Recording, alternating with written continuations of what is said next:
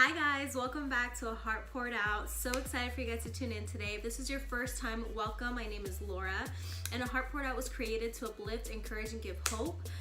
Today is actually something very different. Me and my mom got together since it's Mother's Day weekend.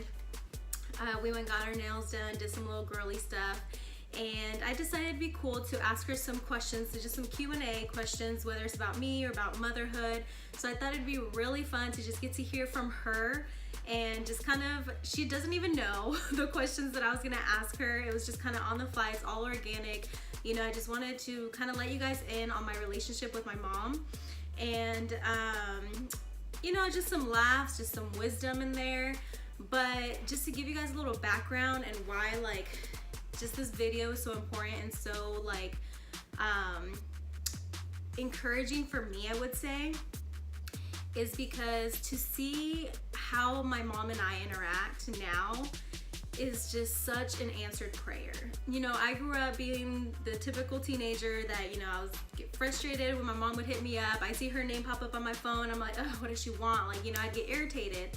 And so the thing is that, you know, when I was a child growing up, I was really close with my mom. But then, you know, like I said, once I got into the teenage years, I just kind of, you know, distanced myself from her, just, you know, the typical teenager stuff, you know. And so, but after some time, I just never grew out of that as I got into like my earlier 20s. And so once I got saved, it just really broke my heart that I didn't have the type of relationship with my mom that I would have always wanted, that I always desired to have. And so, you know, I started to pray about it and just asking God to just mend that relationship, to help me love her the way that she needed to be loved, and, you know, just to honor her and respect her. And when I moved away to Arizona, you know, we would talk every single day, and I would just make sure that I just showed her my love, you know, whether it was just babying her, complimenting her, just being all lovey-dovey with her, you know. She's just such an amazing woman. She's so strong. She has so much wisdom, and, you know, she truly is like a friend to me, but still a mom, you know. So it's just been really cool to see our relationship just grow and flourish into what it is now. And yeah, it's just so exciting for me. Like I said, it's an answered prayer. So I just wanted to go ahead and let you guys in on just a little bit of like mine and my mom's interaction.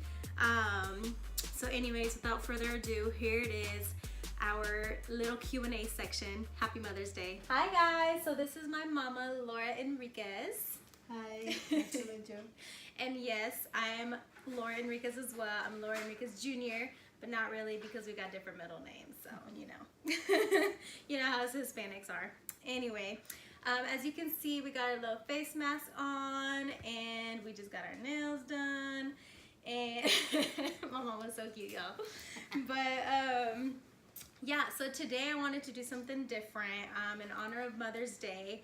I wanted to do like a little mini interview with my mama and just kind of, you know, let you guys into our life, our lifestyle, our relationship, and just kind of get some laughs out of it, and maybe get some nuggets of wisdom, because, you know, my mama is so wise. I've learned a lot from her. So anyways, let's go ahead and start with the questions. Okay, and actually some of you guys submitted questions without even knowing it, so you might hear one of your questions asked, so we'll see.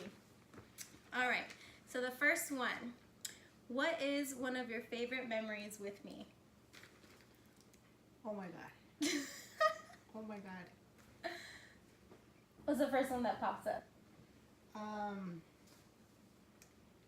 When you born, and I know you are, that day I know you are a girl. Mm-hmm. It's a surprise. It was a surprise because you are my last child.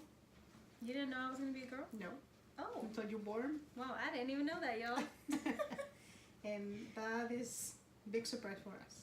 Oh. Not even for me, not only for me, for my husband too. Yeah, so for those of you that don't know, I have 3 older brothers, so I'm the youngest and only girl. So I did not know that, y'all. Look at me learning some new things. That is so cool. Okay, so what was your favorite age with me and why? When you was 2 years old, because you wanted to wear my high heels and use my makeup. And for those of you that know, I wear heels all the time. It's so funny. Yeah. We still kind of exchange heels because we wear the same size shoes, so. All right, let's see. Share a funny story about us. Funny story. Oh. Wow. We have a lot of stories. Yeah, we be laughing, y'all. Like, if you know me, I love to laugh, but that's how my whole family is. We joke around a lot. So, let's see which one comes to mind first.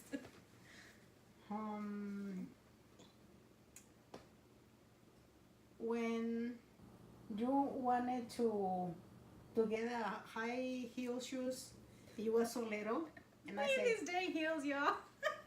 "No, you're too little to wear those shoes." And you said, "Yeah, Mama, but I'm big now. I'm growing up." I said, "No, you have to wait until you are big enough." How old And was you was like 4 years old.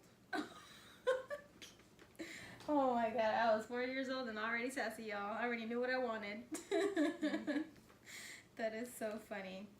Well, that's funny. Our next question. This was actually a question that was submitted, which is kind of funny that we're talking about shoes because someone said, "Why the chancla?" La chancla voladora? Even if you're not Hispanic, you know what the chancla is. Well, because Is it easy access or what? no, because you have is the flip flops. You take it off and boom. Yes, throw away to the kids, or just hit it on the butt. That's it. Easier. So look, those memes, they're not just memes to be funny. They're like for real. Like we used to get hit and beat with those, and let me tell y'all, we turned out all right. So, but my mama didn't just use the chancla. She used to get creative. Okay, we had this belt. Oh Lord Jesus, we had belts. She used, I think, a hanger once and the vacuum cord, and she used her hands. She did not play. She might have slapped one of us or two, but we won't name any names. Speaking of names, look at that. So what nicknames did you have for me growing up? Many. In Spanish. Always is in Spanish. Really? I call her my reina. She's my queen. My queen. I call her my doll, my baby, my beauty. I call many nice What about in words. Spanish? Mi muñeca, mi reina, mi bebé, mi hermosa, mi mami, mi bella. And I call her my mamita. Mi mamita chula. My beautiful mama. So what was one of the scariest moments with me? When you fell out of one of those stairs, we was living in a trailer motorhome, and you fell out of those stairs, and you cut yourself right here, and scratch right here. And I actually still have on my hip, I have not really a scar, but it's kind of like a different pigment skin. It almost looks like a birthmark or something like that. But I remember growing up, I noticed, I'm like, what is that? You know, but like as I got older, it actually like went from my hip to like, I don't know if it's on my thigh now or up by my side. I don't know. But it's just crazy because I always wondered what that was. And then she had told me that story once, and I was like, what? Like, that is crazy. She was 2 years old. Yeah. I think the scariest moment for me that I can think of, well, there's actually two. One of them, I remember when I almost drowned at Scotty's pool. Twice, huh? Because once Eric saved me, which is one of my brothers, and then the other time my dad saved me. Tell them about that one when my dad came in the pool. He as soon as he saw her, and I screamed my husband, hey, the baby, catch the baby. And he come over right away to the pool. He don't think about anything. He went to the pool right away, and with shoes, everything. He had his cellular, everything on. Well, you know, you never think about it. But Yeah, you have to take off. he didn't waste no time. He jumped right in. Yes. It was scary for me. But then also another scary thing that I can think of was me and my friends and our uncle and our my mom's brother and just a few friends from the block. We went to the 7-Eleven at the corner, remember? Yes. And we were walking back, and there was like, we just heard gunshots, and we knew it was from this car that we had walked past. So like, I didn't even know what to do, but like, they were just like, dive into the driveway. And so we dove into the driveway, and one of my brothers laid on top of me to protect me, to make sure like, no bullets hit me.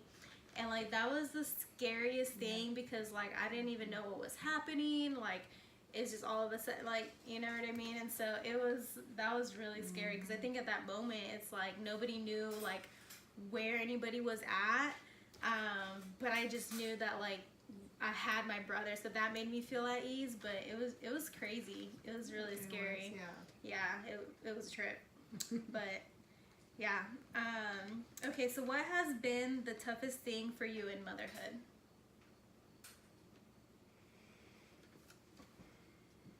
Repeat it again, please. So what has been the toughest thing for you in motherhood? What's been one of the hardest things you've had to do as a mother? Or what an obstacle that you had to overcome? Well, the hardest was when I already had my older son, and the next pregnancy, it was twins, 2 years apart, the oldest and the twins. I had my hands full, and I was living alone here in the United States. My husband and her family. Yeah. Well, both my parents, all their families in Mexico. Both my parents are 1 out of 9 kids, so you can only imagine like no support. It's literally her, my dad, and my brothers at this point. Yeah. And having twin boys and nobody around to help, Lord Jesus. It was a lot of work, and I don't have nobody to help me. So, but God helped me a lot. Yeah. Amen. With my kids, my work, to being a mom, and raise my kids like right now. Yep. Like, amen. Look, God is thanks good. God. Yep. Shoot. Okay, the next one. If you could change one thing about me, what would it be? Oh, what? What's a pet peeve of yours about me? I know I'm not perfect. What's something I'm bad at, or I'm not very good at? Or something about my personality or something, or I don't know. What's something you could change about me? Let's put it this way. What is something you think I could do better, I could improve on? It's about to get real, y'all. I'm a little nervous to hear what she's gonna say. Like, that's embarrassing. Just kidding. And side note, like, she has no idea what questions I'm asking her. Like, this is all just very organic. So she has no idea, so she didn't prep for this. So I'm kind of like, what is she gonna say? I think to spoil me more, like have more time with me, like when you get here from Arizona, the 2 first weeks, spend time with me. Okay. So spend more time with you. Yes, what I want. Okay. All right. You got it. I love you, Mama. I love you too, boo. Oh. So, sorry, I just had a little moment. If you could do something differently, what would it be? Being a mom, if you could do something differently, what would it be?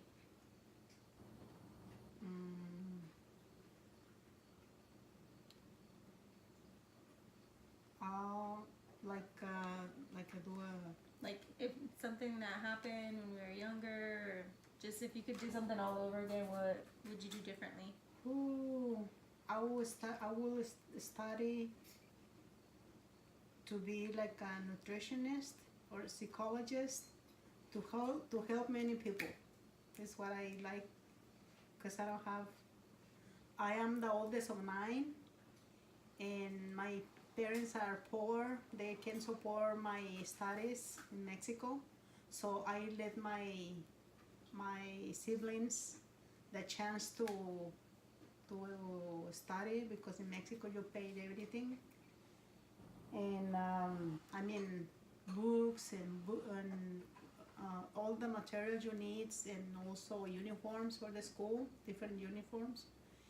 And I see my parents, they can afford my studies, so I let my other siblings to study, and I prefer work for help my parents, and my siblings continue to study. Is why I haven't go to school. If I were back in my time, I will be a doctor or psychologist, nutritionist to help people they need, you know. But let me tell y'all, this woman right here, it's funny because like I never knew that this is what she wanted to do or anything like that, and that's something she would have done differently. But I feel like that's who she is though. She's always trying to help people. She tends to be the person that people come to for advice, whether it's her friends or her family or her sisters and her brothers, any of that. Even for us, she's always there. But she also does a lot of like the aromatherapy and massages and all of that. So it's like all this medical stuff that she's talking about and psychology is like she kind of technically already does that without even having to study. But like my mama, I'm telling you, she has like the gift of healing. This woman knows like a cure for everything. And it's funny because I didn't even know this until once we started talking about it. But she actually, when she has people come to like get a massage or whatever, she prays while she does the massage. And I'm like, well duh, like that's why people are experiencing like all these things, because you're praying, like so it's just really cool that like it's something that she's kind of done in secret, in the sense that like she doesn't tell people that she's praying. She's just kind of, while she's like giving the massage, she's like within herself, she's praying like in silence, you know what I mean? And so it's just really cool. When I found that out, I was like, wow, that is so cool, like So what advice would you give a new mom? First, have faith in God. It's gonna help her to be a good mom. Then be comprehensive with her kids.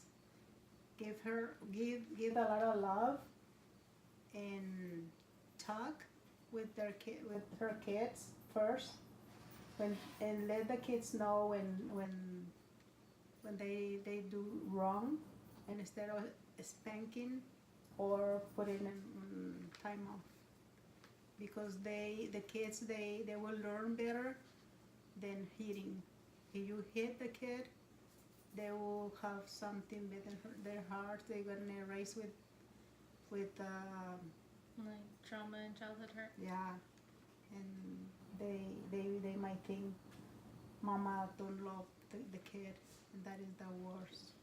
So one thing that my mom like always did, and me and my brother were talking about this recently, is that although she was hard on us and like she did spank us and all of that, even though she did that, she would always like after some time, like I don't know, maybe like 10 minutes went by, she would pull us out of our room and sit us down, but like, hey, like, do you know why I spanked you?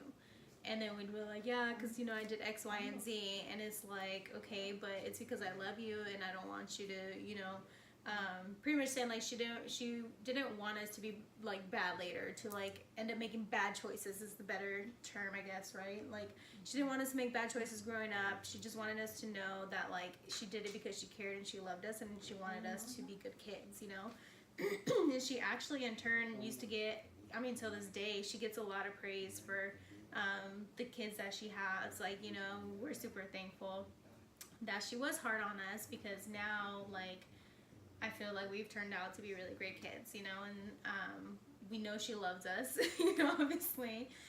We have a pretty good relationship with her. We just kind of laugh and, have a good time. But, yeah, I'm just really thankful to have a mom like you. So, I appreciate that. Yeah, so it's been a journey. You know, we're not perfect. Well, I spank them when they need it, but not too hard. Just a little bit. And I pretend that I'm so mad of them. And I put it on time off in their room. But my heart, after that, I will go to the room, to my room, or to the kitchen with my heart so tight, crying. And they don't know that. I didn't even know that till now. And I feel so bad about it. But I know if I give up, they will, in the future, they will be better kids, better grown-ups. So that works for me. So, but after, like she says, after 15 minutes after I talk to them, why I expect them to make and understand why, and don't do it again, and they have to respect everything, everybody, every house, everything, to raise them good. So God helped me a lot. Yeah. And it's really cool because this is something that I heard. Erica Camacho said this. She said that as parents, we are to foster our children's relationship with God, and that we're supposed to help nurture and guide them, right, with their relationship with God, because God only has children. He doesn't have grandchildren. And I never thought of it that way, and I was just like, wow, that is so beautiful. As a parent,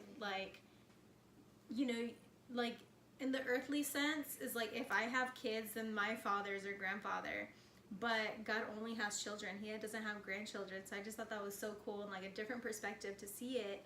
And like she said, is that God is gonna help you, So if any moms are having having a hard time and maybe feeling like you're being a bad mom, whatever, seriously, lean on God, seek Him. If anything, instill those morals and principles, it's just one of those things that there's still things I remember my mom sharing with us when we were younger that really resonated with me, and it stayed with me.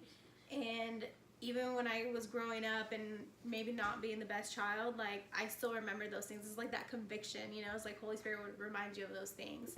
And even now, just the woman that I am, looking back as I grow my faith, I can look back at moments that my mom had said something, and I'm dang, she was right, But I just thought that's so cool. And another thing that she said was that when you're fostering, that relationship between your child and God, it's whenever, you as a parent, you act out and you let's say you yell at them, or you hit them, whatever it is, not saying hit as in slap them, but I'm talking about spank, whatever.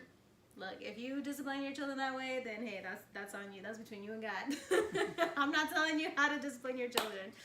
But what I'm saying is that one thing that she mentioned was that she made sure to tell her children, hey, that was mommy. Mommy shouldn't have gotten upset with you. God isn't upset with you. God never gets upset with you. And so she just makes sure to separate the character of God from our fleshly character.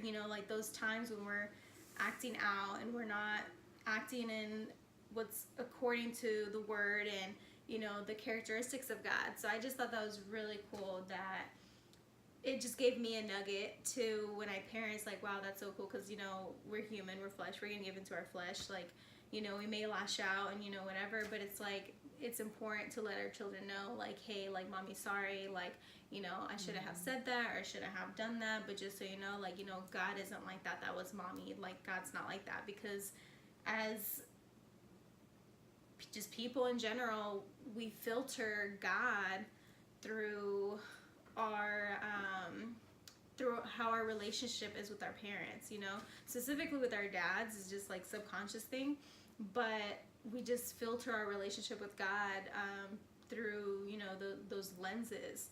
And so I just thought it was really cool that she had separated the two, of like just making sure you make that like differentiation of like, okay, like that was me, but that's not how God is, like, you know. And so just really edifying and really repeating like God's character in those moments, you know. So I thought that was really cool. Yeah. Well, thank you guys for tuning in and for welcoming my mama on here and getting to hear a little bit of her. I'm so glad you guys got to hear from her. Is there anything else you want to say? I just gonna say Happy Mother's Day.